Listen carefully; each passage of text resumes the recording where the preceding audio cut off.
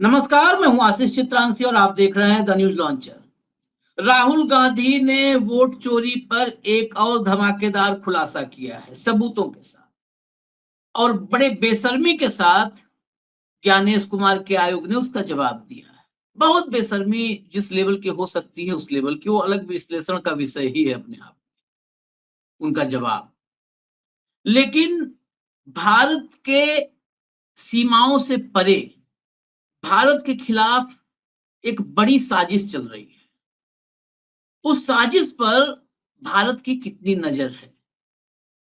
क्या हमारे 56 इंच वाले साहेब सिर्फ चुनाव प्रचार पर ही फोकस किए हैं या आसपास भी निगाह है?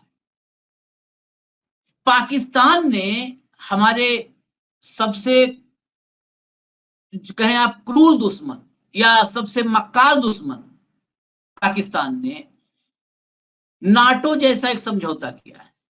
नाटो जैसा समझौता का मतलब कि नाटो, आपने नाटो कंट्रीज का सुना होगा अक्सर नाम, जो है अमेरिका जब चर्चा करता है नाटो को भी इंस्ट्रक्शन देता है कि आप भी भारत पर प्रतिबंध लगाइए, अभी नाटो कंट्रीज को दिया था। और नाटो के चीफ ने अमेरिका में बैठ करके रूस से तेल खरीदने को लेकर के भारत पर निशाना साधा। नाटो यूरोप और अमेरिका को मिला करके एक ऐसा संगठन है, 31 देश हैं, जिसमें किसी भी देश पर अगर कोई बाहरी आक्रमण होता है तो उससे उन सभी देशों पर आक्रमण माना जाता है। नाटो की एक संयुक्त सेना है। अगर नाटो के किसी भी मेंबर पर कोई भी देश अटैक कर दे तो 31 देश सब मिलकर के उससे युद्ध लड़ते हैं। वो पूरी सैन्य ताकत एक साथ उनकी ज्वाइंट हो जाती है। इसीलिए नाटो को बहुत ताकतवर माना जाता है और नाटो से लोग दूर भगते हैं। आज भी जब रूस यूक्रेन युद्ध की बात होती है तो यूक्रेन अभी नाटो का मेंबर नहीं हुआ है। और असली पुतिन की नाराजगी यही थी कि जेलेंस्की यूक्रेन को नाटो का मेंबर बनाने के लिए करीब करीब डील फाइनल कर चुके थे। वो रोकने के लिए ही अटैक हुआ था सबसे पहले। नाटो का मेंबर अगर होता तो आज रूस अमेरिका समेत ब्रिटेन, फ्रांस, जर्मनी सबसे लड़ रहा हो। नाटो जैसा समझौता बताने के लिए इतना ये भूमिका इसलिए बनाया कि नाटो जैसा समझौता अगर हमारा दुश्मन करता है तो भारत के लिए बहुत बड़ा अलर्ट है, बहुत बड़ी चेतावनी है। अभी ऑपरेशन सिंदूर के दरमियान जब तनावपूर्ण हालात बने थे तो पाकिस्तान के साथ 3 देश खुलकर थे। वो सैन्य मदद से लेकर के हर तरीके से साथ थे। एक चीन था, दूसरा टर्की था और तीसरा अजरबैजान था। अब खाड़ी देशों में सबसे संपन्न देश जो माना जाता है सऊदी अरब, सऊदी अरब के साथ पाकिस्तान का, जो मैं कहा था नाटो जैसा डील, वो हो गया है। उस डील में साफ है कि इन दोनों देशों में किसी पर भी अगर हमला कोई देश करता है, कोई बाह्य आक्रमण होता है, तो अगर पाकिस्तान पर ऐसा हमला हुआ है या पाकिस्तान किसी युद्ध में इन्वॉल्व हुआ है तो वो युद्ध सऊदी अरब का भी माना जाएगा, वो सऊदी अरब पर भी हमला माना जाएगा। सऊदी अरब पर भी यही सेम रिवर्स है। सऊदी अरब पर अगर कोई हमला होता है तो पाकिस्तान के लिए ये माना जाएगा कि वो पाकिस्तान पर हमला है, पाकिस्तान उस युद्ध में सऊदी अरब के साथ खड़ा। बहुत सारे हमारे पास बहुत सारे एक्सपर्ट हैं। कुछ एक्सपर्ट हैं जो बिल्कुल बिना लाग लपेट के निष्पक्ष राय रखते हैं। कुछ ऐसे एक्सपर्ट हैं, और वो एक्सपर्ट नहीं है, उन तक जाती है मीडिया कि बताओ कुछ ऐसा लिखे जिससे साहेब खुश हो जाए, तो वो कहते हैं नहीं, इससे ज्यादा फर्क नहीं पड़ेगा, सऊदी की ये है, सऊदी खुलकर नहीं आ सकता है। अरे आप दावा कैसे कर सकते हो जब अजरबैजान जैसा पिद्दी सा देश खड़ा हो गया साथ में? टर्की के बारे में उम्मीद थी कि वो पाकिस्तान के साथ मिलकर हमारे खिलाफ युद्ध लड़ेगा, पाकिस्तान को सैन्य मदद मुहैया करवाएगा। नहीं उम्मीद थी। और इस खबर पर कहीं चर्चा नहीं हो रही है कि हमारे जयशंकर जी कहां गायब है, विदेश मंत्री कहां गायब है। प्रधानमंत्री की तरफ से, पीएमओ की तरफ से क्या रिप्लाई आई? विदेश मंत्री के मंत्रालय के प्रवक्ता ने कहा है कि हम इस समझौते को पढ़ेंगे, अध्ययन करेंगे। बस जब फंसो तो प्रवक्ता को घुसा दो, रणधीर जायसवाल आ गए, फलाने आ गए। अरे जयशंकर कहाँ है? मोदी कहाँ है? हमारा डिफेंस मिनिस्टर कहाँ है? सिर्फ निंदा, कड़ी निंदा करता हूं, कड़ी निंदा। हो कहाँ भाई? भाव को लाइए, कोई नहीं है तो भाव तो है, जोड़िए। स्वागत है भाव। नमस्कार। लाइए भैया खबर दिखाइए, फटाफट चले भाव के पास। पाकिस्तान सऊदी अरब ने भारत की ओर मोड़ दिए हथियारों के मुंह, एक्सपर्ट ने बताया अब क्या होगा। अगली हेडलाइन लाइए। क्या सच में भारत की मुश्किल बढ़ा सकता है पाकिस्तान, डिफेंस में इंडिया के सामने कहीं नहीं टिकता पाक। मतलब हेडलाइन लिखो तो कुछ एक आध लाइन लिख दो, उसमें खबर खबर कुछ भी हो एक आध लाइन लिख दो कि साहब खुश हो जाए। अब जरा आगे बढ़िए, वो ट्वीट दिखाइए जो समझौते को लेकर के अरब न्यूज ने ट्वीट किया है। ये देखिए, Saudi Arabia and Pakistan signed A joint strategic defence agreement on Wednesday that aims to develop aspects of defense cooperation between the two countries and enhance deterrence against any aggression. Any aggression मतलब किसी तरह का अगर इन दोनों देशों पर में किसी पर भी एग्रेशन होता है तो ये अब साथ होंगे। नेक्स्ट अगला ट्वीट दिखाइए, अरब न्यूज का इसी पर है। The joint strategic defence agreement comes with the framework of the effort of Saudi Arabia and Pakistan to enhance their security and achieve security and peace in the region and the world. हालांकि हर हर deal के पीछे यही कहा जाता है कि ये piece के लिए किया गया है, शांति के लिए, संतुलन के लिए। हटा दीजिए, मैं एक्सपर्ट की राय के साथ ही भाऊ के पास चलूंगा। जरा एक्सपर्ट की राय लाइए। एक एक्सपर्ट हमने देखा, मीडिया में ही देखा कि जिसने अपनी बात बिल्कुल साफ रख दी थी। डिफेंस एक्सपर्ट हैं lieutenant colonel retired J S. Sodhi. उन्होंने कहा कि पाकिस्तान और सऊदी अरब के बीच हुआ समझौता भारत के लिए चिंता का विषय है। इसी साल मई में पाकिस्तान की नापाक हरकतों के जवाब में भारत ने ऑपरेशन सिंदूर चलाया था। भारत ने पाकिस्तान के आतंकी ठिकानों को तबाह कर दिया था। हालांकि ऑपरेशन सिंदूर 2.0 होता है तो ऐसी स्थिति में सऊदी अरब के सामने बड़ी चुनौती साबित होगी। हालांकि सऊदी अरब सीधे तौर पर भारत पर हमला नहीं करेगा, मगर वह भारत के खिलाफ पाकिस्तान को सैन्य मदद कर सकता है। हालांकि सऊदी अरब पाकिस्तान के साथ रक्षा समझौते से बच चुका है तो उसे हर हाल में पाकिस्तान की मदद करनी ही पड़ेगी। नेक्स्ट लाइए जरा, अगला अगला डिफेंस एक्सपर्ट की राय। डिफेंस एनालिस्ट जे सोनी बताते हैं कि ऑपरेशन सिंदूर के दौरान पाकिस्तान के साथ 3 देश खड़े थे। चीन, तुर्की और अजरबैजान ने खुलकर पाकिस्तान का समर्थन किया था। अब इस समझौते से पाकिस्तान की ताकत और बढ़ जाएगी। बदलती भू सामरिक स्थिति में भारत को अपनी सैन्य तैयारी को और ज्यादा बढ़ाना चाहिए।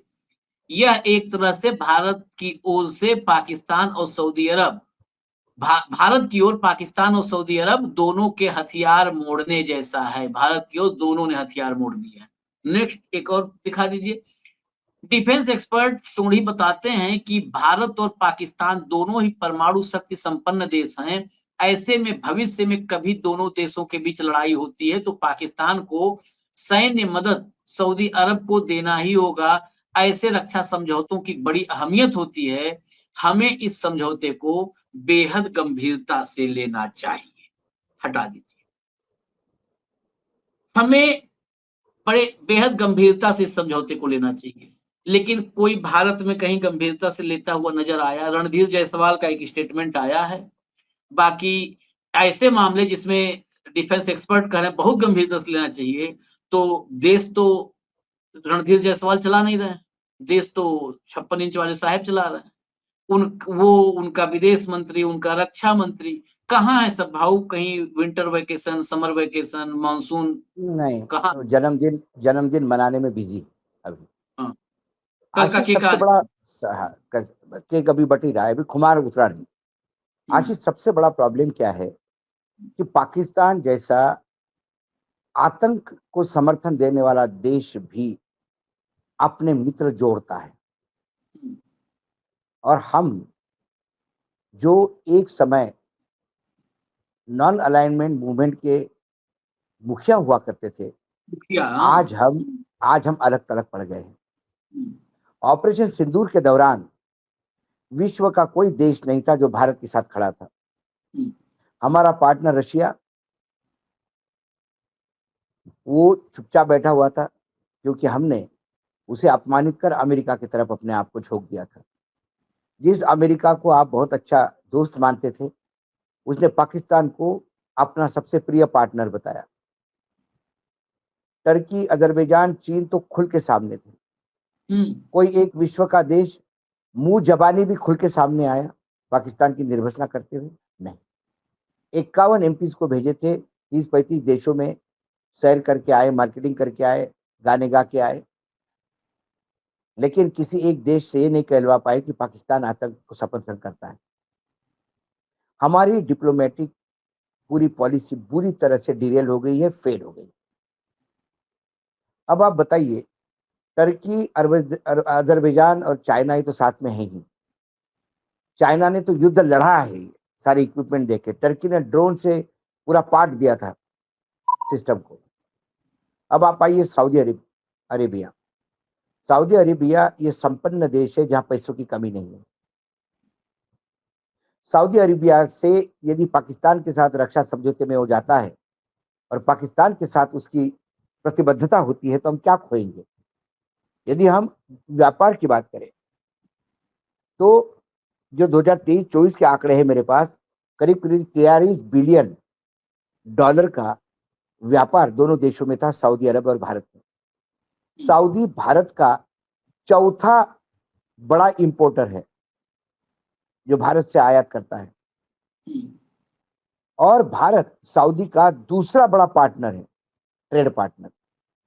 ये देख लीजिए आप, सऊदी हमको क्रूड तेल देता है, क्रूड ऑयल देता है जो 18% हमारे रिक्वायरमेंट का वहां से आता है। फिर हमें कोको पाउडर देता है, कुछ फ्रेश वेजिटेबल्स है, बाकी है चीजें, लेकिन ऑयल मोस्ट इंपॉर्टेंट है। लेकिन हमारे लिए उसके बाजार कहाँ खुले हैं? हमारे यहाँ से व्हीकल जाती है, गाड़ियां वहां जाती है, इलेक्ट्रॉनिक इक्विपमेंट वहां जाते हैं, हमारे दालें वहां जाती हैं, एग्रीकल्चर इक्विपमेंट जाते हैं, ऑर्गेनिक केमिकल जाते हैं, हमारे यहाँ से इंजीनियरिंग गुड्स जाते हैं। सऊदी हमारा एक बड़ा पार्टनर है। पाकिस्तान को इक्विपमेंट देगा चाइना, ऊपर से साथ देगा सारा सामान, मतलब ड्रोन और बाकी मिसाइल्स का सप्लाई होगा टर्की से, और सऊदी अरेबिया का पैसा साथ में रहेगा। सऊदी अरेबिया के पास इतनी बड़ी आर्मी तो नहीं है जिसको कोई डर हो, लेकिन सऊदी अरेबिया के पास वो पैसा है जो इस युद्ध में पाकिस्तान को भारत से ऊपर, भारत पाकिस्तान की हालत वित्तीय मामले में भारत से भी बहुत गई गुजरी है। मैं भारत की हालत, पाकिस्तान और भारत की माने तो भारत हमारा बहुत अच्छा, इंडिया हमारा अच्छा पोजीशन पे। हालांकि ये बात अलग है कि हमारी भी वित्तीय हालत बहुत पतली है अभी। दोनों देशों का जो डिफेंस पे खर्चा है वो हमारे, मतलब 20% खर्चा जो हम जितना कर रहे हैं उसका 20% खर्चा वो अपने आदमी पे कर रहे हैं। लेकिन उसे खर्चा करने की जरूरत नहीं पड़ती जब सारा इक्विपमेंट वहां से आता है, चीन से आता है, टर्की से आता है, और पैसा सऊदी अरेबिया से आएगा तो वो बराबरी की टक्कर देगा। Point number 1।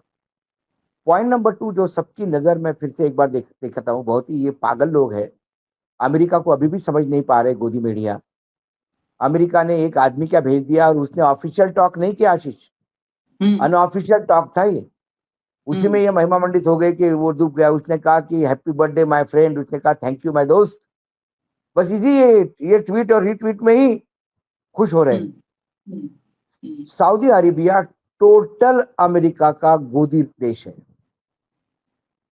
सऊदी अरेबिया की पॉलिसी अमेरिकन पॉलिसी के आगे कुछ भी नहीं है।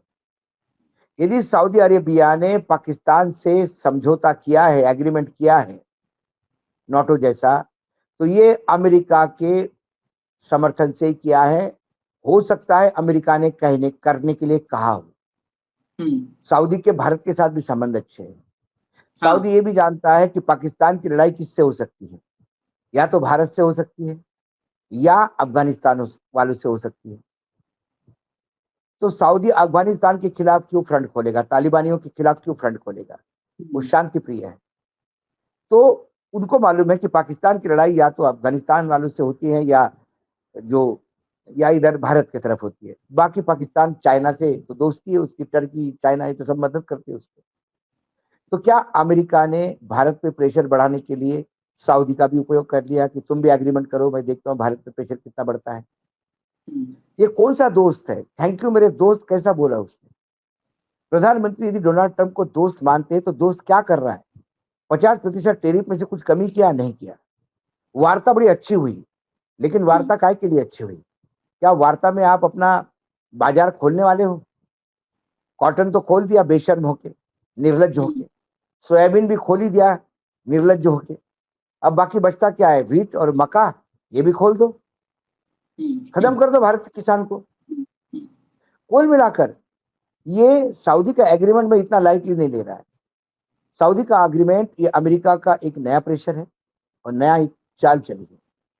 दूसरी बात, पूरे साउथ एशिया में हम अलग थलग पड़े हैं। प्रधानमंत्री को बधाई संदेश देना ये डिप्लोमेटिक टाइज नहीं है भाई, मान लीजिए। नहीं चाहिए मुझे कोई हैप्पी बर्थडे का संदेश, नहीं चाहिए, क्योंकि सबको मालूम है कि हमारे भारत के प्रधानमंत्री जो है उसका महिमा मंडन करते जाओ। You are the greatest person, I have never seen such a man like you, you are taking India to new height. ऐसा बोलने से बहुत खुश होता है और बाद में व्यापार में रगड़ दो इसको, एग्रीमेंट में रगड़ दो इसको।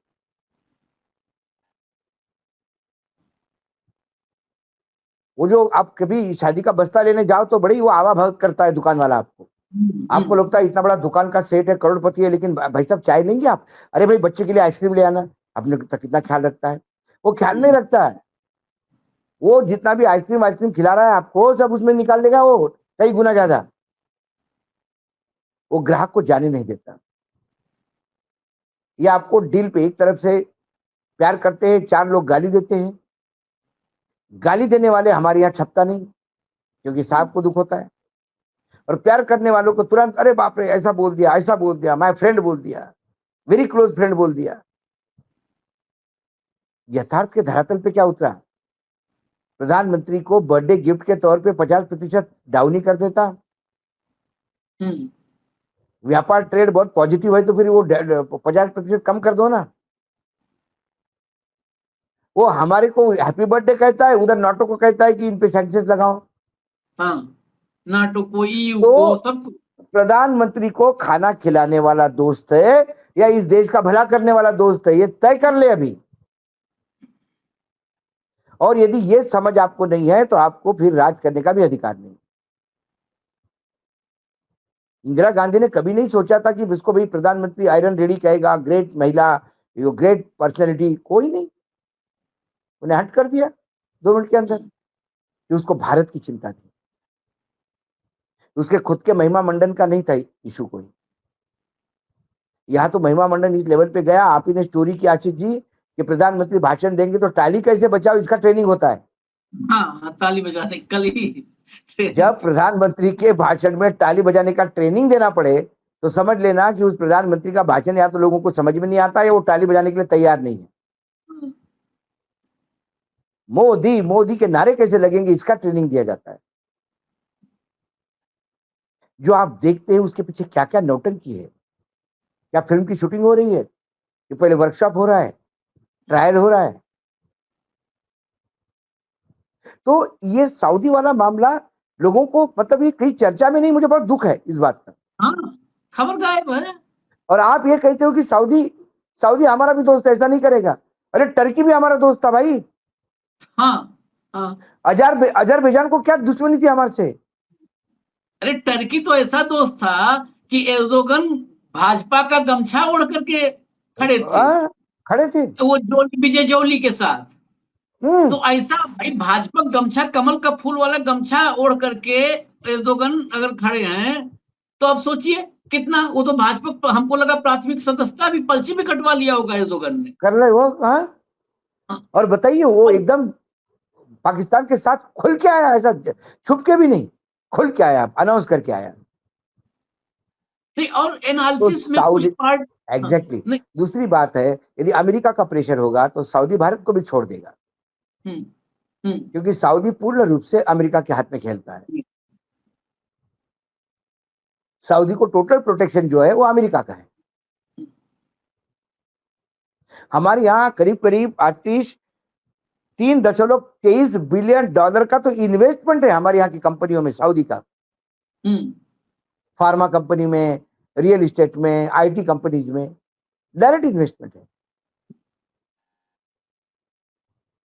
तो हमारे लिए बहुत बड़ी खतरे की घंटी है। सबसे पहले कि सऊदी एग्रीमेंट कर रहा था, ये खबर एग्रीमेंट करने के बाद आपको मिलती है, ये आपका फेलियर है।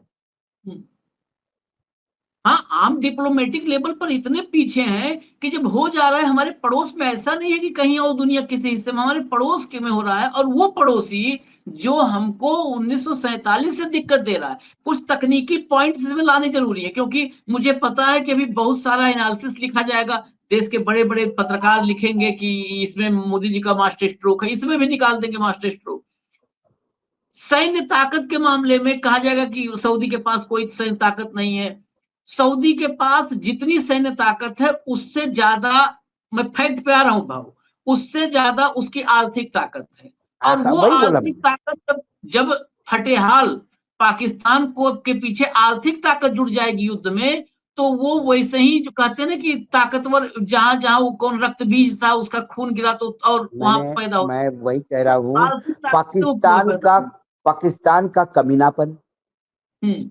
चाइना के इक्विपमेंट, हाँ। प्लेन्स, हाँ। ड्रोन और मिसाइल टर्की के, तुर्की और के। पैसा सऊदी का। सऊदी, हाँ। और देख लीजिए आप क्या राक्षस खड़ा हो गया। और ट्रेंड 2020 में मैं बता दूं कुछ इसका कि पाकिस्तान के साथ पैसा, ये तब जब ये एग्रीमेंट नहीं था कि अब हम दोनों एक हैं, तब 2020 में 1 बिलियन का डिपॉजिट पाकिस्तान में बढ़ा दिया उसने। ये सैन्य सहायता का हिस्सा था, मदद में 1 बिलियन कितना बड़ा अमाउंट है, ये सैन्य सहायता में चला गया। 2021 में कोविड में 3 बिलियन का तेल का कर्जा दिया, 3 बिलियन, ये सब बिलियन में है। 2022 में रूस यूक्रेन युद्ध को लेकर सऊदी अरब ने पाकिस्तान से सैन्य सहयोग मांगा और पाकिस्तान ने JF-17 थंडर फाइटर जेट्स जो है वो उसमें मदद की। 2023 में सऊदी अरब ने पाकिस्तान को 2 बिलियन का आर्थिक पैकेज दिया। $2 बिलियन में, ये सब डॉलर में है, 3 2 5 $6 बिलियन हो गया, मतलब $6 अरब। उसके बाद 2024 में $3 बिलियन का डिपॉजिट रिन्यू किया, 9 बिलियन हो गया, $9 बिलियन। और अभी 2025 में जो एमओयू हुआ है, जिस इस एमओयू को यहां पे भी समझना होगा, ये आंकड़ा भाऊ बड़ा गौर करने वाला है। पाकिस्तान, सऊदी अरब ये 38 बिलियन के रक्षा निवेश को लेकर के भी समझौता किए, 38 एग्जैक्टली। 38 बिलियन ये ये अमाउंट है। दूसरी बात, ये अमेरिका का पीछे हाथ है, मैं अभी बता रहा हूँ तुम्हें। हाँ। सऊदी की पॉलिसियां हमेशा अमेरिका से तय होती है। हाँ। और इसमें इसमें एक बात और भी है, मैं जब तक आपको कर रहा हूं तब तक मैं और इसमें ऐड कर दूं। इसमें एक और आएगा, क्योंकि हमें पता है क्या क्या सफाई आएगी, वो सफाई कि जी वो तो इस्लामिक कंट्रीज हैं, तो इस्लाम के नाम पर एक हो रहे हैं। ये इस्लामिक कंट्रीज 2014 के बाद नहीं बने हैं, भारत आजाद 14 के बाद हुआ होगा भक्तों की नजर में, लेकिन ये इस्लामिक कंट्रीज जब जवाहरलाल नेहरू आए थे तब से था। और अरे जब नॉन अलाइनमेंट आज जिसकी चर्चा भाव ने की है, मैं भाव बस एक मिनट, जिस नॉन अलाइनमेंट का भारत अगुआ था, मुखिया, सबसे बड़ा लीडर नेहरू को माना जाता था, उस नॉन अलाइनमेंट में भारत के साथ कौन कौन था? नासिर और टीटो क्या थे? मिस्र और इंडोनेशिया क्या था? ये सब इस्लामिक कंट्रीज थी। जिस अच्छा, इस्लाम में कहीं भी छिपने की जगह नहीं हमारे चर्चा में आपको मिलेगा कि आप कहो कि इस्लामिक कंट्री है, मिल गए जी। अरे इस्लामिक कंट्री तो नेहरू पीछे खड़ी थी आजादी के बाद। मिस्र से बड़ा, मिस्र से बड़ा इस्लामिक कंट्री थोड़ा ना, इस्लामिक कंट्रीज नहीं, में 90% अरे मिस्र से पीछे हैं, मैं छोटे बोल हैं। रहा हूँ, इंडोनेशिया पहली सबसे ज्यादा अभी मुसलमान। इजराइल और पैलेस्टाइन का जो झगड़ा चल रहा है, उसके लिए तो सारे मुस्लिम कंट्रीज को कब से कंबाइन होना चाहिए था। हाँ, कब से होना चाहिए था। हुआ क्या? अभी हाँ। कटर पे हमला हुआ तो मीटिंग हुई, कुछ हाँ। मीटिंग से कॉन्क्रीट निकला क्या? हाँ। निषेध करते ये निकला क्या? एग्रीमेंट हुआ क्या? क्या सभी 33 35 जो भी मुस्लिम कंट्रीज थी उन्होंने एग्रीमेंट किया क्या कि अभी एक दूसरे पे हमला होने पे हम हमारा हमला मानेंगे? ये एग्रीमेंट सऊदी और पाकिस्तान की तरफ क्यों हुआ? कोई युद्ध की स्थिति हो गई तो क्या सऊदी के पैसे और सऊदी का जो समर्थन है वो पाकिस्तान से रहेगा और क्रूड ऑयल हमको रहेगा? क्या ये हो सकता है क्या?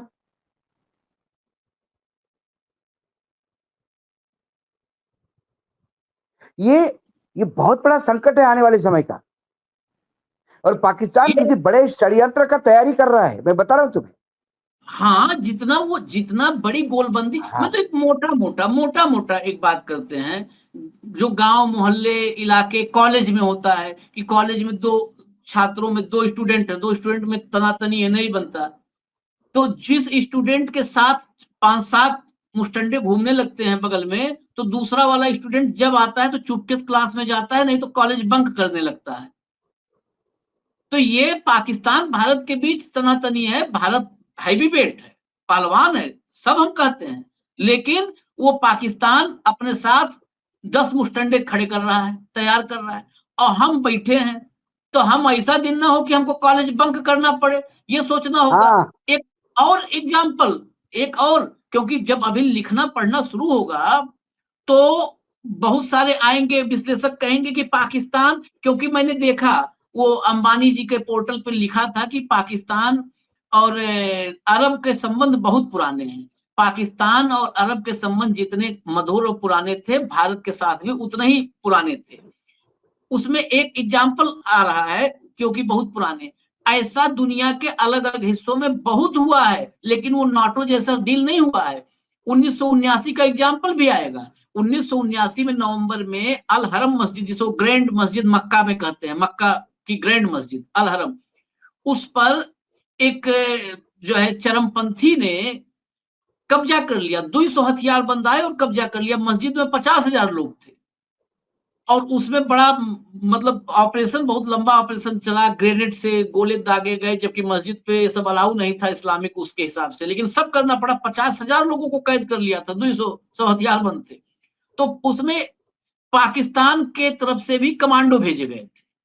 पाकिस्तान के कमांडो सऊदी अरब में उस जो है, क्योंकि इस्लामिक वर्ल्ड में वो सबसे पवित्र मस्जिद जो है वो गिनती होती है, तो वहां पर गए। अब वो जो हेडलाइंस आ रही हैं, वो हेडलाइन क्योंकि इनके संबंधों में कि अरे कुछ नया नहीं है, बेसिकली क्या है यहाँ पर, कुछ नया नहीं है वाला भाव ले आओ कि कुछ नया नहीं है, वो तो पुराने पहले से ही सब थे, तो इसमें क्या नया है, क्यों इस पे चर्चा करें।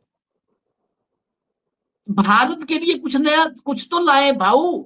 भारत के लिए, भारत के साथ कोई एको सहयोगी, मालदीव के भारत साथ कई मैंने क्या किसी कहा, वो जो आप मस्जिद वाला मामला बता रहे थे, वो धार्मिक भावना के चलते वो उन्होंने भेजे थे, कोई एग्रीमेंट के हाँ, तहत नहीं भेजे थे। कुछ भी लेकिन नहीं। लेकिन ये नाटो जैसा है, यदि पाकिस्तान पे कल हमला होता है तो सऊदी हमारे खिलाफ उतरेगा, उतरना पड़ेगा उसको।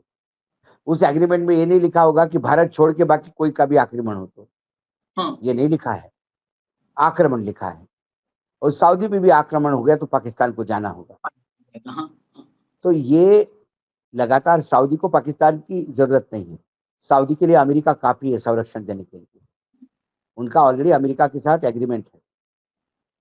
लेकिन ये एग्रीमेंट करना ये पाकिस्तान को और मजबूती देता है, और और भारत इस के लिए ये अलाइनमेंट चिंता में का है। और लोग नहीं आ सकते बाबू। मुझे एक और डाउट कि अभी तो हम्म, शुरुआत है सऊदी से। हाँ सऊदी सऊदी के साथ सऊदी इस्लामिक वर्ल्ड में, खासकर सुन्नी वर्ल्ड जो है, शिया और सुन्नी का भी विभाजन है, इसीलिए ईरान और सऊदी में जो दुश्मनी है वो भी इसीलिए है कि शिया कंट्री है ईरान और ये सुन्नी है, और मैक्सिमम जो इस्लामिक वर्ल्ड में मैक्सिमम सुन्नी देश है, सुन्नी सुन्नी है। कंट्री है। तो सऊदी अरब, उन जो सुन्नी वर्ल्ड है उसमें सऊदी अरब का धार्मिक रूप से भी झंडा बुलंद है, क्योंकि मक्का मदीना वही है। तो आर्थिक रूप से धार्मिक भी, रूप आर्थिक से, रूप से। आर्थिक रूप से भी है।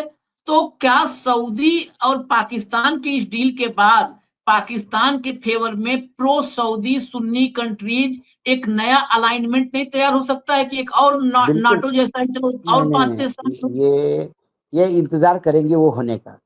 जब हाँ, होगा तब सांप जाने के बाद लाठी पीटते हैं, हम्म, सांप जाने के बाद लाठी पीटते हैं। सबसे बड़ा प्रॉब्लम इनका ये है। सऊदी का एग्रीमेंट होने के पहले भी भारत यदि इंटरवेन करता तो हो सकता है, सऊदी नहीं करता एग्रीमेंट। हाँ, हाँ, बाकी बायलैटरल बहुत एग्रीमेंट करता, आर्थिक सहयोग, ये वो कल्चरल सहयोग, लेकिन सीधा युद्ध में उतरने की बात नहीं करता।